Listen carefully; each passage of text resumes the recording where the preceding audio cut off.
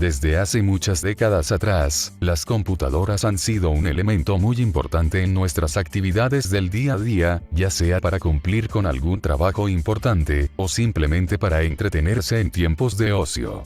Desde su lejana invención en los años 50 como un aparato que usaban empresas y estudios, estos han tenido una evolución bastante significativa en muchas cosas, la más importante siendo el nacimiento del personal computer, lo que llamamos comúnmente como el PC, ya que gracias a eso obtuvimos la oportunidad de tener estas cosas en nuestros hogares.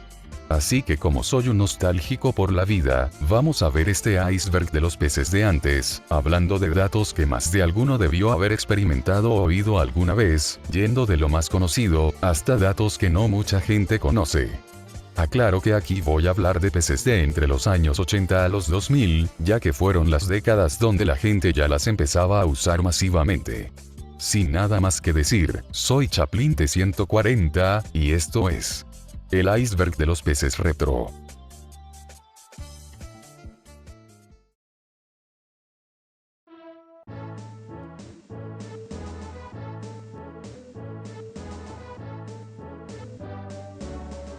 Cuando uno se acuerda de este tipo de PCs, siempre se nos viene a la mente aquel monitor de tubo, ese monitor que era como una televisión, pero sin parlantes y con una base debajo, y evidentemente mucho más pequeño para que cabiera en un escritorio. Estos solían ser de una resolución máxima de hasta 1024 por 768, aunque los más pequeños eran de 800 por 600, resoluciones que eran el estándar de esos años, por lo que juegos, programas y fondos de pantalla usaban estos tamaños para verse completos en la misma.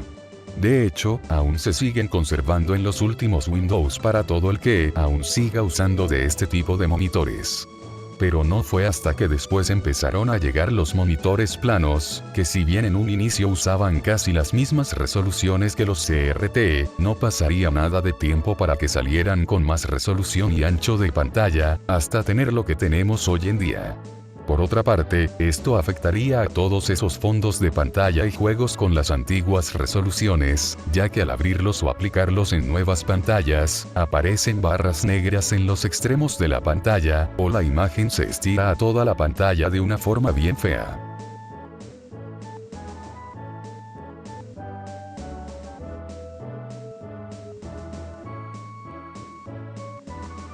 Aquellos portales infinitos a información y contenido sin fin, desde hace décadas nos acompañan en nuestros ordenadores personales, siendo en un inicio muy distintos a lo que son ahora. Evidentemente si querías usarlos tenías que contratar una empresa que ofreciera internet, y digamos que en esos tiempos tan barato no era, y veloz mucho menos. Navegadores como Netscape, Mosaic o el mítico Internet Explorer fueron los que marcaron historia en el mundo de la navegación web, aunque evidentemente careciendo de cosas que pocos años después se implementarían permanentemente, tales como la implementación de un motor de búsqueda, ya que antes solo podías escribir una URL que te sabieras de memoria para poder ver cosas, por eso es que después nacieron motores como Google, Yahoo, AltaVista, etc. Hablaría muchos más detalles como los arcaicos diseños que tenían las páginas en aquellos años, o el contenido como juegos y páginas que funcionaban con el mítico Flash Player, pero eso ya alargaría mucho a este punto, pero en resumen, los navegadores eran realmente otra cosa antes.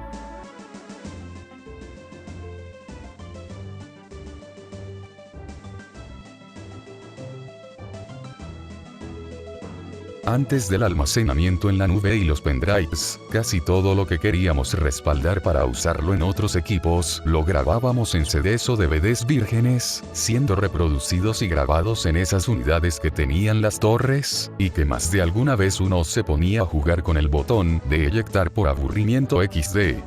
Gracias a esto, uno llegaba a tener hasta miles de colecciones de carpetas y cajas de discos con archivos, películas, juegos, documentos, etc. Estos se grababan con programas dedicados, los más conocidos eran el Nero, IMG Burn, CD Burning XP, entre muchos más que también se dedicaban a la clonación de otros discos, detalles que hablo mejor en estos icebergs que están en mi canal para que le echen un ojo. Pero un detalle que jugaba mucho en contra era la sobreescritura. Verán, al grabar contenido en un disco normal, este ya no se podía borrar, por lo que de grabar algún archivo erróneo dentro de un disco que no querías, significaba tirarlo y grabar otro de nuevo, y digamos que en los primeros años los discos vírgenes muy baratos no eran. Tiempo después llegaron alternativas como los discos regrabables, que si bien arreglaban el problema de volver a grabar archivos en un mismo disco, estos eran igual o más caros de lo que costaban los CDs y los DVDs en sus primeros años, por lo que a muchos no les convenía mucho el gasto. Finalmente, con la llegada de los primeros pendrives, fue que los discos quedaron en segundo plano en el mundo del PC, hasta que en muchas laptops y torres de escritorio, su entrada para unidades fueron erradicadas por completo, por lo que de querer instalar una unidad, tienes que comprar una externa por USB.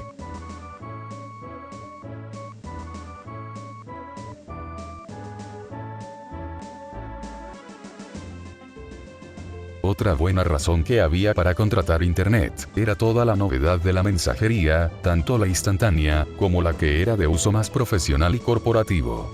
Ya que uno teniendo algún correo registrado de algún servicio de mensajería o Internet, podía conectarse a chatear con alguien, ya sea usando alguna web de mensajería, o usando clientes dedicados como Hotmail, AOL, Yahoo Messenger, y el muy recordado Windows Messenger.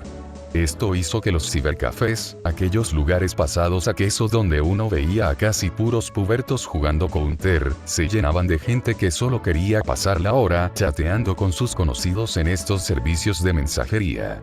Pero como todos saben, los celulares con las redes sociales cambiaron la forma en que nos comunicamos con otras personas en Internet, así trayendo plataformas y servicios mucho mejores y más nutridos que los que habían en los 92.000, sin mencionar que muchos de estos ya están descontinuados en la actualidad. Si bien aún hay millones de personas que hablan por Internet en ordenadores, no quita que la gran mitad del público lo hace mediante su dispositivo móvil que lleva siempre a mano.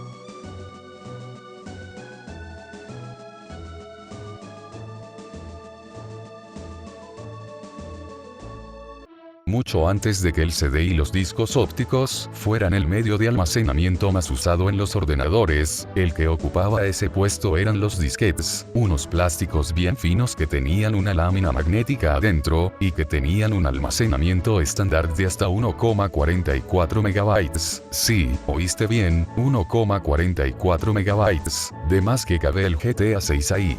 Estos tenían dos variantes, la más antigua que eran los disquetes de 5 cuartos, usados en los años 70 y 80, y que eran de hasta 1,2 megas en alta densidad, y estaban los de 3,5, que fueron masivamente usados desde los 90 en adelante, eran mucho más pequeños que los de 5 cuartos, y sumaban solo 240 kilobytes más que los otros, teniendo en total los 1,44 megas que dije en el inicio. Sin embargo, este formato generaba muchos problemas con el tiempo. El más común era que después de varias sobreescrituras a un mismo disquete, este empezaba a cargar y copiar lento los archivos, o directamente tiraba errores en medio de estos procesos, provocados mayormente por errores en sectores, causados a la vez por el desgaste magnético que sufría la lámina interna del disquete. Eso sin mencionar que hasta las mismas unidades de disquetes presentaban problemas. La más común era que se gastaba su cabezal con el tiempo, ya que al ser un aparato mecánico, este requería de un mantenimiento bastante constante para poder durar bastante, y si bien las unidades de discos ópticos también sufrían de lo mismo con el tema de los láseres, no tenías que andar checándolo tan seguido como en una unidad de disquetes. No hace falta decir que con la llegada del CD a los PCs este formato quedó en segundo plano, agregando que en los 2000 ya nadie los usaba.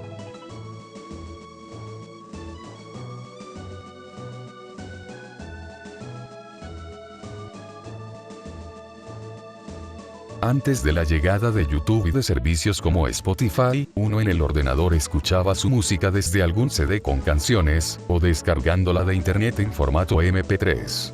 Y todo eso se reproducía gracias a reproductores que uno descargaba e instalaba al PC, nombrando algunos están el Real Player, Jet Audio, Media Jukebox, Fubar 2000, y los muy recordados y queridos Winamp y Windows Media Player, que era el reproductor que toda máquina con Windows tenía instalado por defecto. Cada uno de estos reproductores tenían sus ventajas y desventajas, pero el simple hecho de que podían reproducir música digital en tu PC, hizo que fueran muy usados en los 90 y buena parte de los 2000. Pero como ya saben, la música por medio de páginas y servicios de streaming le quitó todo el chiste a estos programas, que si bien años después empezaron a implementar opciones para agregar links de webs y servicios externos al reproductor, ya no eran ni la sombra de lo que fueron años atrás con todo este boom de los MP3, sin mencionar que este método de bajar música no era muy legal que digamos, aunque eso es un detalle que hablaré más adelante.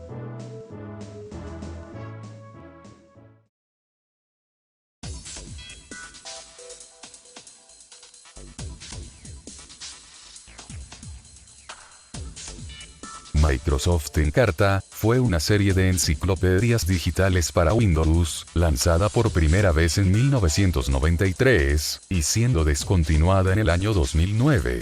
Estas enciclopedias fueron muy populares en los años 90, ya que eran la única forma de conseguir información confiable y actualizada de algún tema en específico que quisieras investigar en ese momento en tu ordenador. La cantidad de información que almacenaban estas enciclopedias era tanta, que siempre se lanzaban anualmente nuevas ediciones con nuevo contenido actualizado. De hecho, para la edición de 1998, esta enciclopedia ya manejaba más de 48.000 artículos de todo tipo de temas. No fue hasta que con la globalización del Internet, llegaron opciones mucho más cómodas de enciclopedias como las wikis, siendo el gran exponente de esto Wikipedia, que a pesar de todas las desventajas que presentaba con el tema de la edición de artículos, no fue excusa para que todos empezaran a buscar información desde ahí sin pagar ni un solo peso, a diferencia de Encarta en que había que comprar las enciclopedias, y siempre tenías que andar cambiándolas anualmente si querías estar actualizado con artículos específicos. Eso sin mencionar que Wikipedia tenía el céntuple de artículos que Encarta, por lo que este programa rápidamente quedaría obsoleto, hasta que en 2009 lanzaron su última edición, para tiempo después descontinuarse y cerrar soporte técnico.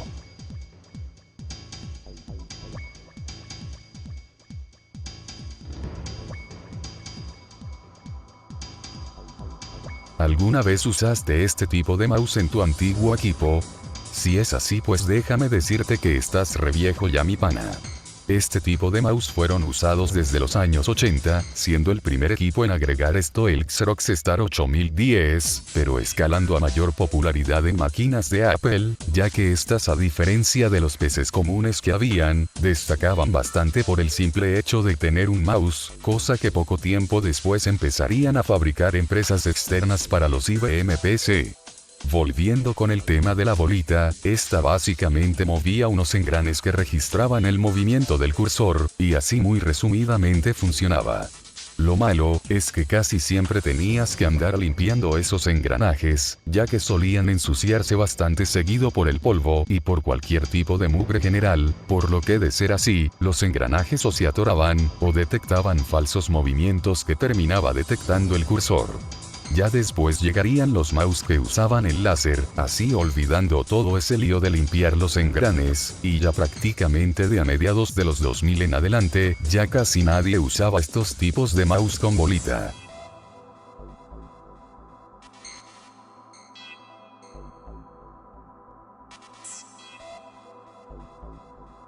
No podía dejar atrás los virus, y todo el drama que provocó en los PCs y en la informática en general de los 90 y los 2000.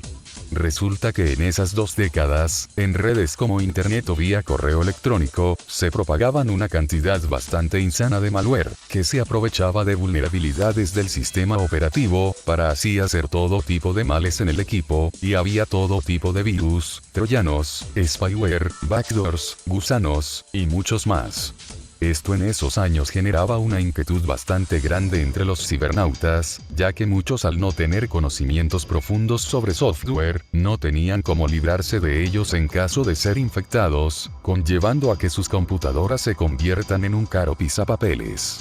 Entre los malwares más recordados e infames de aquellos años, están el I Love You, el CIH, el Melissa, y el muy popular Bouncy Woody, ese mono marico que espiaba toda tu actividad en el PC, y que terminaba vendiendo tus datos a los rusos o anda a saber quién. Pero como hay solución para todo, salieron herramientas y ayudas que frenaban la actividad de estos bichos, como actualizaciones de sistema que parchaban vulnerabilidades que los virus se aprovechaban, y todo este mercado de los antivirus, que es un detalle que hablaré más adelante en este iceberg.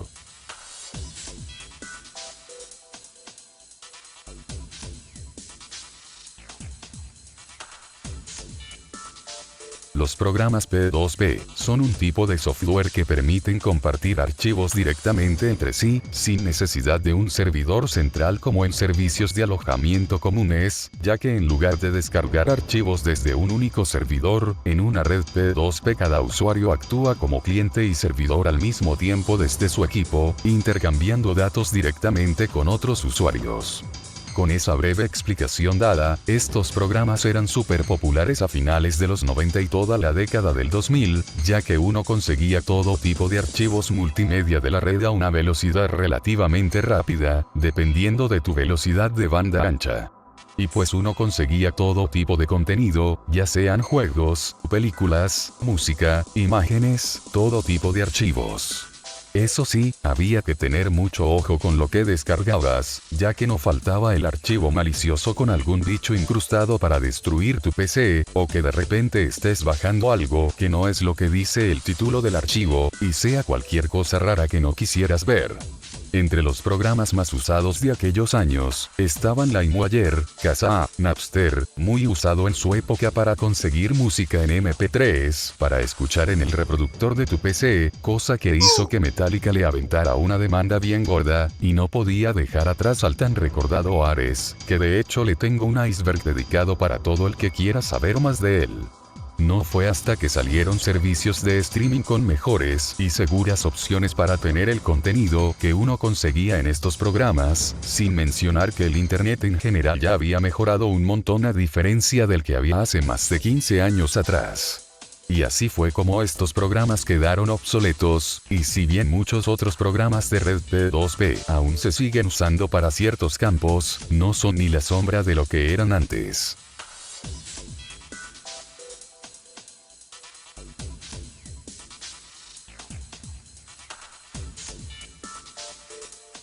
Este término se refiere a una arquitectura utilizada en los procesadores de muchas computadoras antiguas, y es parte de la familia de procesadores x86, un árbol de arquitecturas de procesadores bastante importante en la informática.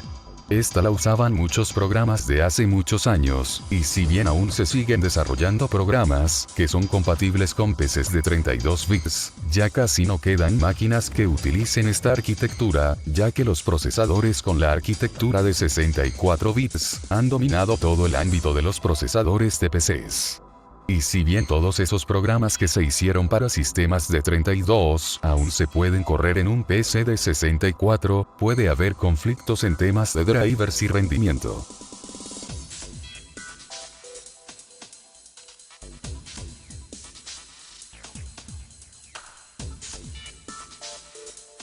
En el tiempo donde los cibernautas estaban paranoicos de que su computadora iba a pescar un virus solo por abrir el correo, salió una solución que calmaron los nervios considerablemente, y esos son, valga la redundancia, los antivirus. Estos programas básicamente los comprabas en alguna de esas extintas tiendas de software, aunque muchos los conseguíamos por copias.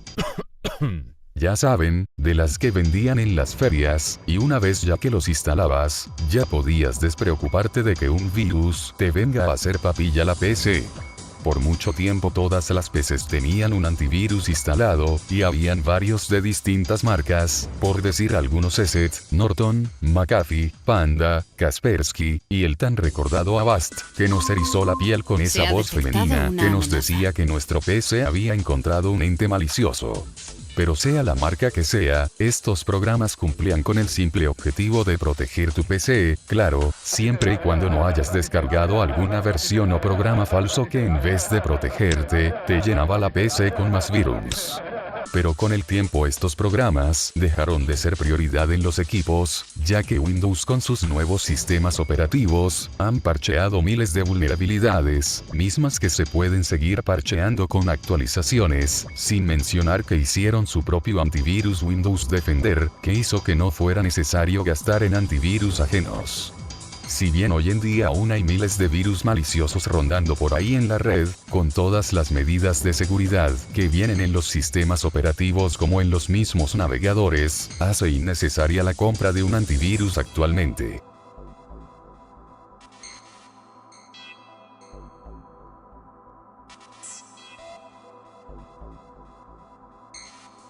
Antes los ordenadores no tenían una forma general de emitir sonido, por lo que cuando adquirías un PC, por defecto te venían con un speaker que solo hacía pitidos cuando estabas ejecutando algún software que tenía música, o directamente no tenías nada de sonido por donde se le vea. Pero no fue que llegaron las tarjetas de sonido, unas placas electrónicas que se introducían en el puerto de expansión de la placa madre del PC, y una vez instalada y bien configurada, ya podías gozar de un sonido mucho mejor y más elaborado, sacándole todo el jugo a los juegos y programas con música. Una de las tarjetas más populares entre los años 80 y 90 fueron las Sound Blaster, ya que estas ofrecían una muy buena calidad de audio en varios ámbitos. De hecho, si tú querías escuchar CDs de música en tu equipo, sí o sí debías tener este tipo de tarjetas para poder tener un buen sonido. Pero en unos años estas tarjetas ya estaban quedando obsoletas, ya que las placas madre ya empezaban a integrar unas más que decentes tarjetas de sonido, quitando la necesidad de llenarla con tarjetas separadas, que ocupaban espacio en el gabinete, claro, a menos que sean de alta fidelidad como para que ameritaran estar en el PC. Pero con la llegada de entradas de video como el HDMI al mundo del hardware en los PCs, hizo rematar más esto de las tarjetas de sonido, hasta que hoy en día simplemente ya ningún PC los usa para cosas generales como programas o juegos, a menos que te dediques a la creación y edición de música con programas como FL Studio, ya que en ese campo aún se usan bastante, aunque no con esas engorrosas placas que habían en los años 90.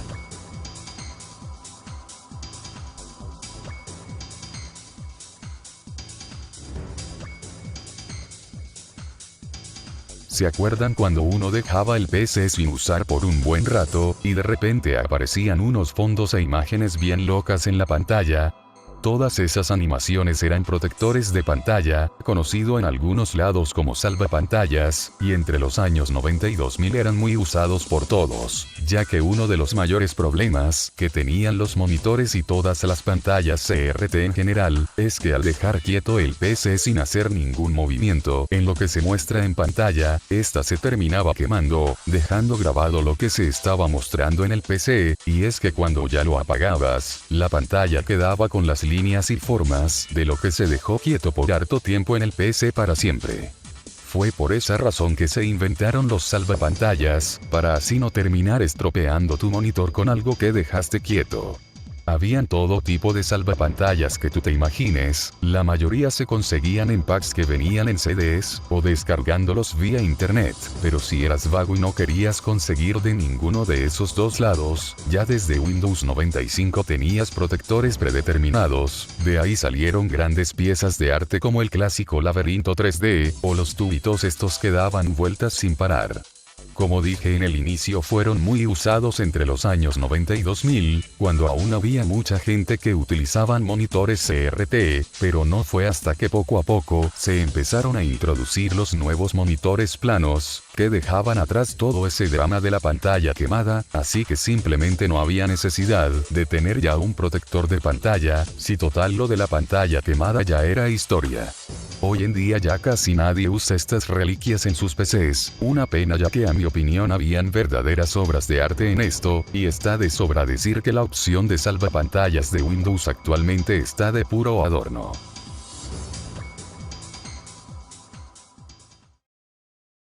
Antes de continuar con este video, te invito a que seas parte de los miembros del canal, ya que con una pequeña cantidad de platita al mes, podrás tener beneficios como insignias de honor del canal, una mención al final de mis próximos videos, y si agarras el plan más alto, podrás acceder a videos inéditos exclusivos del canal. Muchas gracias y continuemos con el video. Yeah, boy.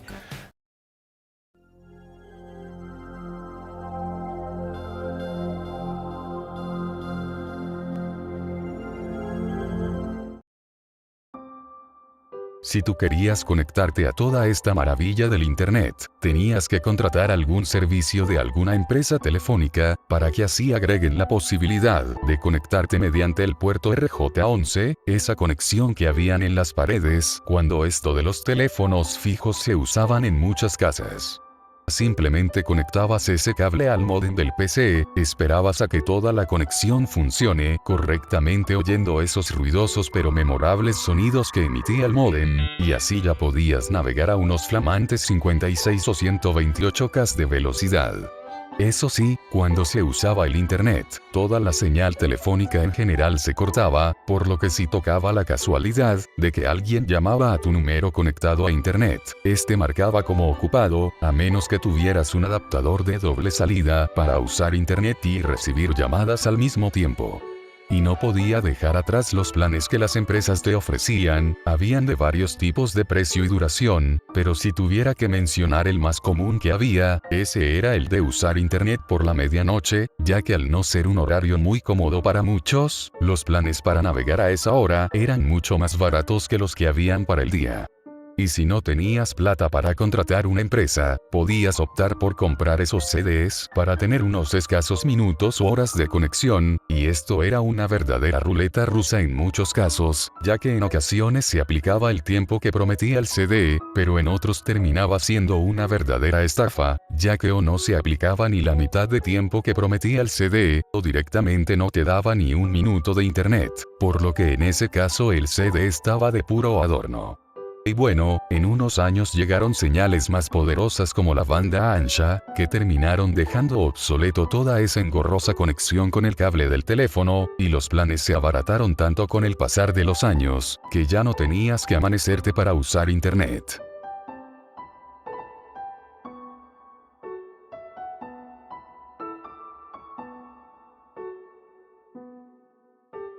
Con esto se refiere a los cientos, miles, y millones de tipos de entradas y salidas que habían en las computadoras viejas, y sé que suena muy exagerado de mi parte, pero es que es en serio, entre los 80 y 90 habían miles de entradas y salidas distintas con distintos propósitos y tipos de señales. De hecho, en varios casos al comprar un monitor, un teclado o un control para jugar en la PC, tenías que tener una tarjeta de expansión o aceleradora gráfica con el puerto compatible, y eso solo para usarse con el mismo dispositivo que compraste, ya que si de casualidad compraste otro dispositivo con otro puerto, tenías que instalar la tarjeta compatible con ese mismo puerto, todo un lío. Aunque bueno, habían excepciones que más o menos eran el estándar en dispositivos y salidas de video y datos, tales como el puerto serial, el VGA, el paralelo, y la muy recordada conexión PS2, que era la que usaban todos los teclados y mouse de aquellos años. No fue hasta que llegaron estándares como el puerto USB y el HDMI, que acabaron considerablemente con ese lío de los puertos distintos en cada cosa, sin mencionar que en muy poco tiempo ya las tarjetas madre empezaron a implementar estos puertos por defecto, por lo que ya era cosa del pasado eso de las tarjetas de expansión, claro, a menos que uses tarjetas gráficas en un PC sin puerto HDMI por defecto.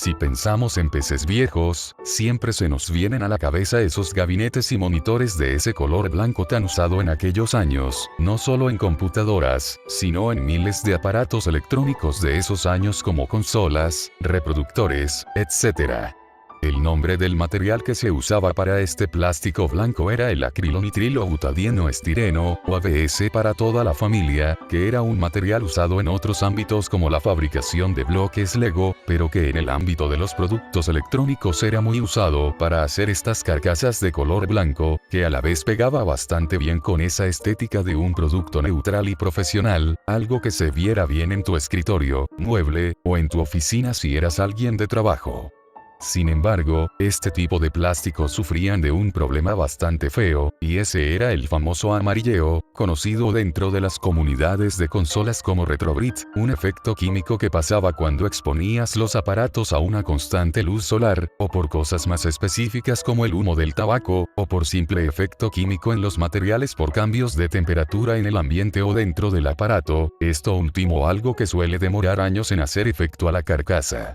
Y bueno, este problema sencillamente volvía feos los plásticos de los PCs y cualquier aparato hecho en ABS, por lo que ya desde los años 2000 en adelante, tanto monitores como gabinetes cambiaron el color y material de sus plásticos, optando ya por colores grisáceos tirados a negro, sin mencionar que esa estética de un producto profesional y limpio pasaría de moda, optando por diseños más llamativos para los años 2000 en adelante. Y si bien, aún existen gabinetes que tienen el color blanco, no es ni de cerca ese material y diseño que tenían los que eran hechos hace más de 25 años atrás.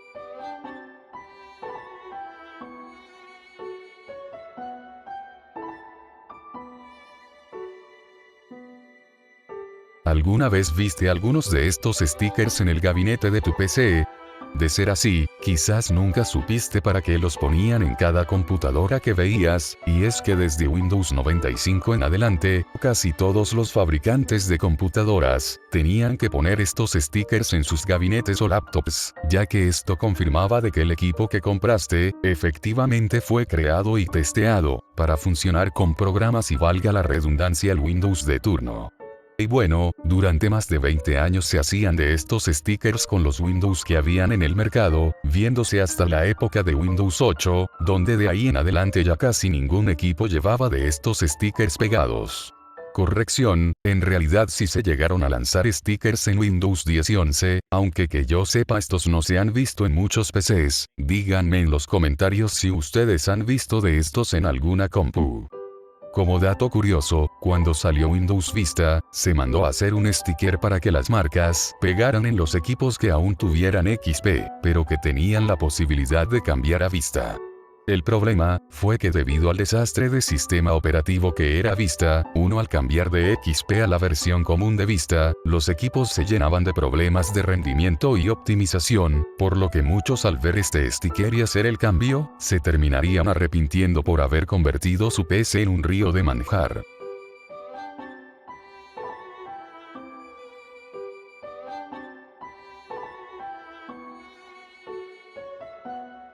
Los códecs son unos complementos de software o hardware que sirven para codificar y decodificar alguna señal o formato multimedia en específico. Por ejemplo, si tengo un archivo MP4 y quiero reproducirlo en un PC, este debe tener sí o sí un códec que pueda leer el formato, ya que de lo contrario, no se va a descifrar jamás el contenido. En fin, el tema es que en los 2000 en adelante, estos complementos eran muy comunes de ver instalados en los PCs, ya que era la época donde los formatos digitales estaban teniendo su auge en varios campos como la música y el video, siendo este último la razón de que masivamente se usaran códecs para reproducir varios tipos de formatos. Habían muchos formatos que usaban miles de códecs distintos, tales como el AVI, el WMV, el MPG, y el formato DivX por decir algunos.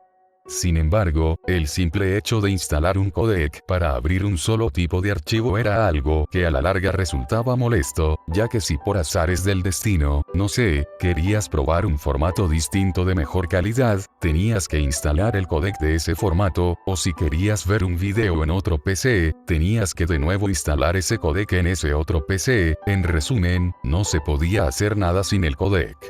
No fue hasta que llegaron opciones que compilaban miles de códecs en un simple programa, tales como Calite o VLC, que simplificaban mucho más las cosas, ya que no era necesario instalar códecs para reproducir o convertir un solo formato, sino que ya lo tenías todo ahí en un solo lugar, eso sin mencionar que los sistemas operativos también empezaron a agregar códecs por defecto para su uso.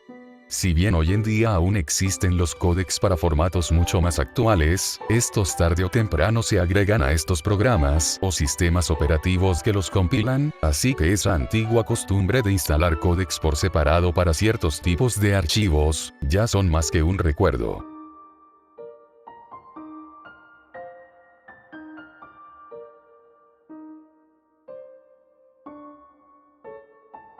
Los teclados ergonómicos son unos tipos de teclados, valga la redundancia, que tienen la peculiaridad de tener un diseño medio deformado, que ayuda a tener las manos bien acomodadas en el teclado, ya que una de las cosas más comunes que se veían y se siguen viendo en los usuarios, especialmente en trabajadores de ofimática, es que al tener rectas las manos por mucho tiempo al usar el teclado, te genera cansancio en las muñecas y antebrazos, lo que a la larga genera enfermedades mayores, como síndrome de túnel carpiano o tendinitis, por lo que se decidió en crear este tipo de teclados para todo ese público con problemas de postura. Pero tristemente estos teclados tenían una amalgama de problemas que rápidamente los dejaron en desuso. El primero es que estos eran mucho más caros que un teclado normal por el simple hecho de ser ergonómico. El segundo es que su diseño a muchos no terminaba de acostumbrar, ya que habían hartas personas que los usaban por meses y no lograban aún dominar bien sus teclas. Y la tercera razón es que ya habían otros métodos para cambiar las posturas de las manos, como sillas, escritorios, etc. Por lo que todo esto hizo que no fuera para nada necesario la adquisición de estos teclados, y si bien aún hay marcas que siguen creándolos, con todo lo que te dije anteriormente casi que ni amerita su compra, por lo que hoy en día son solo recordados como un aditamento raro que habían en los 90s.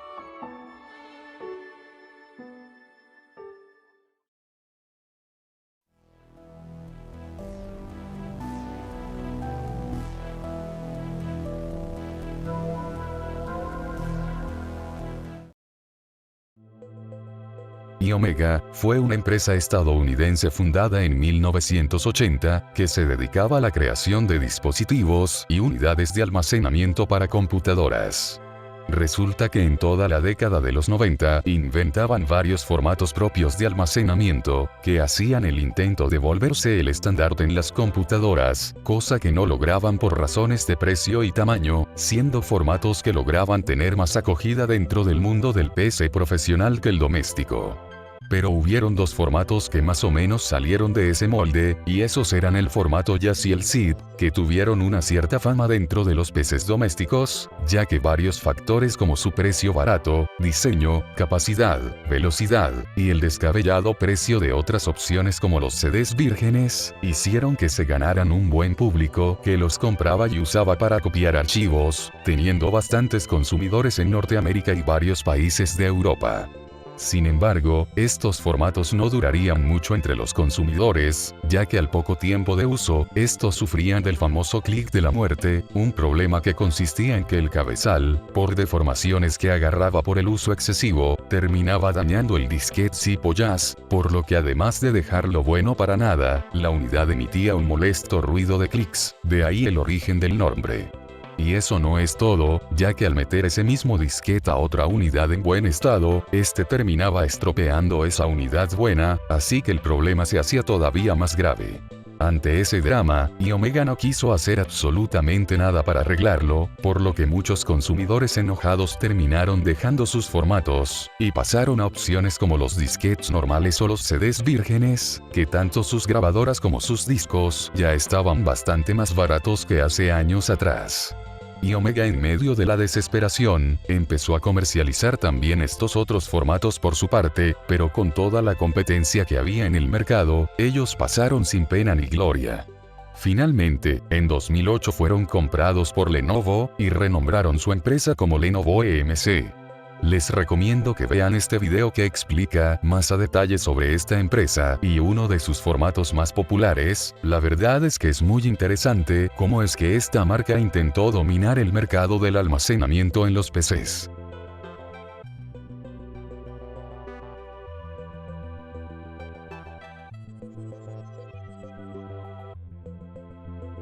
En los tiempos donde las computadoras eran vulnerables a todo tipo de malicia informática, habían salido unos complementos que llevaban una cerradura con llaves, hechas con el fin de evitar la extracción y robo de un disco duro, o para frenar el uso no autorizado del PC, como impedir el uso del teclado, bloquear la unidad de disquetes, o hasta el encendido de la misma máquina. Estas cerraduras eran vendidas entre los años 80 hasta inicios de los 90, y muchos PCs solían tenerlos implementados por defecto, especialmente si pertenecían a empresas para evitar algún tipo de robo. Sin embargo, a pesar de lo seguras que se veían estas cosas, la verdad es que eran todo lo contrario, ya que muchas de estas cerraduras se vulneraban muy fácilmente usando un solo tipo de llave, por lo que si comprabas una de estas cosas, y agarrabas la llave para ponerla en otras cerraduras, estas sin problemas te desbloquean el PC. No solo eso, ya que también los que eran más inteligentes en esto, simplemente quitaban la tapa del gabinete para sacar el disco duro o la unidad, cosa que evidentemente le quitaba sentido al uso de la cerradura. Finalmente, ya a mediados de los 90 esto se erradicó por completo, y se empezaron a inventar otros métodos más técnicos de protección a discos y disquetes. Como dato curioso, por alguna razón algunos de estos complementos, especialmente los que se encargaban de bloquear las unidades de disquetes, eran llamados como antivirus. Sí, la verdad es que ese nombre le quedaba demasiado grande para algo tan sencillo como una cerradura.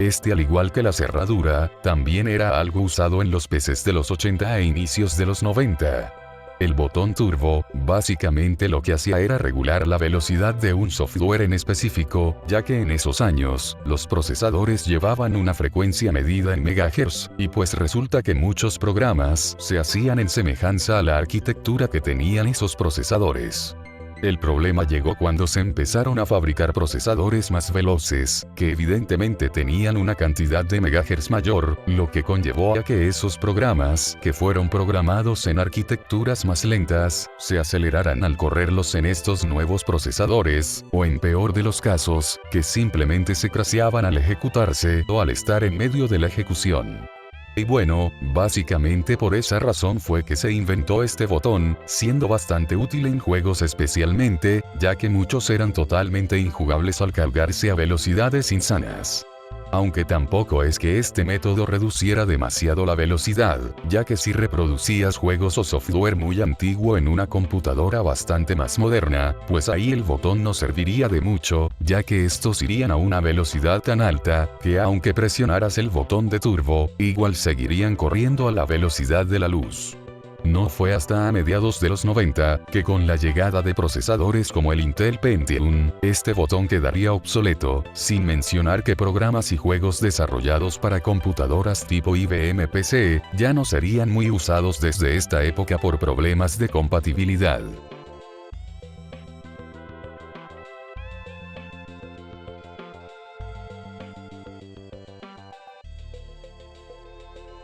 Antes de que Internet fuera tan solo un concepto siquiera, existían unas formas muy arcaicas de conectarse con otras personas, formas que podrían fácilmente denominarse como el abuelo de las redes sociales. Para empezar, los foros BBS eran tablones donde varios usuarios compartían archivos, mensajes, encuestas, debates, ya saben, lo típico en un foro normal. Estos eran mantenidos por algún administrador en su equipo, y uno se podía conectar a estos tablones gracias a la conexión a la línea telefónica, que haciendo unas modificaciones por ahí, era posible meterse a algún foro. Por otro lado, los grupos de la Usenet, era un concepto igualito a los foros BBS, solo que estos eran mucho más organizados en el tema de la moderación y funcionamiento, usando servidores dedicados que se encargaban del funcionamiento del grupo. Normalmente estos grupos se dedicaban a la difusión de noticias en una especie de tablones, pero al igual que los foros BBS, también la gente publicaba mensajes, archivos para bajar, y encuestas para el grupo. De hecho, en esos años las comunidades de gaming de PC solían hacerse este tipo de grupos, dando origen de acá a muchas cosas como las primeras versiones shareware de Doom, y hablando de este juego en concreto, también se habían armado grupos donde compartían mods y mapas personalizados, pero bueno, eso ya es otro tema. La cosa es que en esos años estos métodos eran la única forma de conectarse con el mundo para hablar y relacionarse con cosas de tu interés, y muchos de estos grupos se difundían gracias a revistas de informática, o por el sencillo boca a boca entre la gente, claro, siempre y cuando fueras un hijito de papi que tuviera una PC con internet en los años 80. No hace falta decir que con la llegada de la World Wide Web en 1991, fue que cambió todo para siempre, y lo que definió la forma en que usamos Internet hasta el día de hoy. Por más raro que suene, aún hay foros BBS y grupos de la Usenet que aún existen hoy en día, la mayoría de estos siendo solo para bajar archivos, aunque si hablamos de acceder a foros y grupos casi prehistóricos, muchos ya son difíciles de acceder hoy en día por temas de autorización por los moderadores, además que muchos suelen estar totalmente muertos tanto en actividad como en moderación.